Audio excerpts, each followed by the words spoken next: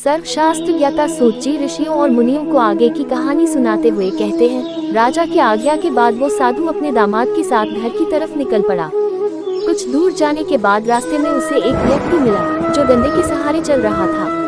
वो व्यक्ति असल में खुद सत्यनारायण भगवान जी थे।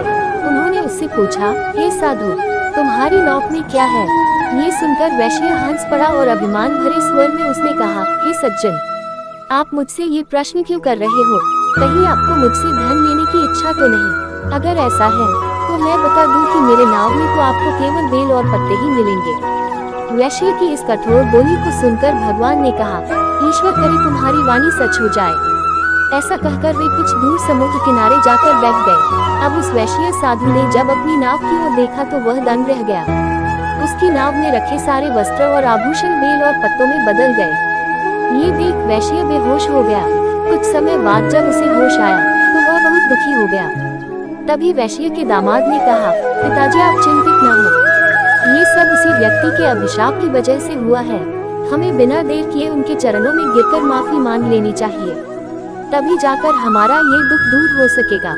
अपने जमाई की बात मानकर वैश्य उस व्यक्ति के पास जा पहुंचा और विनम्र स्वर में बोला, मेरे अपराध के लिए मुझे माफ कर दो। इतना कहकर वैश्य जोर जोर से रोने लगा। इस पर सत्यनारायण भगवान ने कहा, हे साधु, तुम्हें जो भी दुख मिले हैं वो सभी मेरी ही आज्ञा से मिले हैं, क्योंकि तुमने अपने वचन के अनुसार एक भी बार मेरी पूजा नहीं की, जिससे मेरा अपमान हुआ है। साधु की बात सुनकर भगवान सत्यनारायण खुश हुए और उसे आशीर्वाद देकर ओझल हो गए। इसके बाद वैश्य अपने जमाई के साथ नाव की ओर लौटा। वहां पहुंचते ही उसने देखा कि उसकी नाव में पहले की तरह धन भरा हुआ था। इसके बाद उसी जगह पर वैश्य ने दामाद व अन्य साथियों के साथ मिलकर सत्यनारायण भगवान की पूजा की और फिर अपने घर की तरफ चल पड़ा। वैश्य जब अपने जमाई के साथ नगर के पास पहुंचा तो उसने एक दूत के माध्यम से अपने और दामाद के वापस आने की सूचना पत्नी को भिजवाई। दूत ने उनके घर जाकर वैश्य की पत्नी लीलावती को नमस्कार करते हुए कहा, मालकिन साहब और दामाद दोनों नगर के पास पहुंच गए हैं। वैश्य की पत्नी लीलावती उस दूत की बात सुनकर काफी प्रसन्न हो गई। उसने तुरंत सत्यनारायण भगवान का व्रत पूरा कर अपनी पुत्री कलावती से कहा, मैं तुम्हारे पिता के दर्शन के लिए जा रही हूँ, तुम भी अपना काम पूरा कर तुरंत दर्शन के लिए आ जाना। अपनी माता की बातें सुन कलावती भी प्रसन्न हो गई और जल्दबाजी में सत्यनारायण भगवान की कथा का प्रसाद छोड़कर अपने पति और पिता से मिलने चली गई। कलावती द्वारा प्रसाद का अनादर देख भगवान सत्यनारायण एक बार फिर से नाराज हो गए।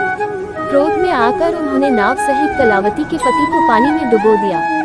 जैसे ही कलावती वहां पहुंची उसने देखा कि उसका पति वहां नहीं है तो वह बेहद दुखी हुई और जोर जोर से रोने लगी। इधर वैश्य अपने जमाई को डूबता देख एक बार फिर से सत्यनारायण भगवान का स्मरण करने लगा।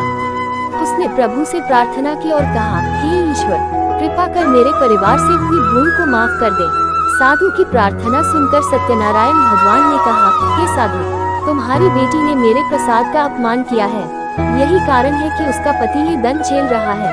अगर वह वापस घर लौटकर मेरे प्रसाद का सेवन करती है तो उसका पति सकुशल वापस लौट आएगा।